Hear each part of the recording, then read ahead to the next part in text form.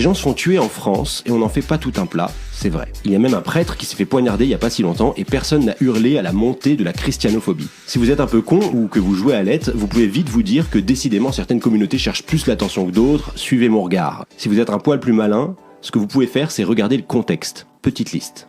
Si ça ne vous interroge pas un minimum que aucun officiel ne se soit rendu sur place rapidement après le drame, sachant que le ministre de l'Intérieur lui-même se trouvait à 10 km de la mosquée le jour même, ministre de l'Intérieur qui disait il y a quelques semaines « abat le voile » sur un plateau TV sans que ça pose problème à personne. Une immense partie de la classe politique refuse de parler d'attentats et d'islamophobie, souvent les mêmes personnes qui ont l'accusation d'antisémitisme très facile depuis des mois, prouvant qu'elles savent être vigilantes à la haine de l'autre. On parle de meurtre de la Grande Combe pour Abou Bakar alors qu'on parle de l'affaire Thomas pour Crépol. Éric Zemmour peut dire tranquille à la radio « si le Malien avait été expulsé, il ne serait pas mort » alors que le cadavre est encore chaud. Rima Hassan ait été interrogée pendant des heures par la police pour soupçon d'apologie du terrorisme autour de propos qui relevaient pourtant du droit international alors qu'on écarte le parquet antiterroriste dans l'affaire Abou Bakar Cissé. Le gouvernement veut dissoudre Urgence Palestine pour islamisme là où l'association a évidemment pour terrain de lutte le droit du peuple palestinien. La dissolution se base sur des accusations de faits graves sans aucune preuve ni condamnation judiciaire pour le collectif pour venir étayer. On veut couper des subventions à des universités pour islamo-gauchisme. Dans ce contexte, des musulmans expliquent qu'ils commencent à flipper.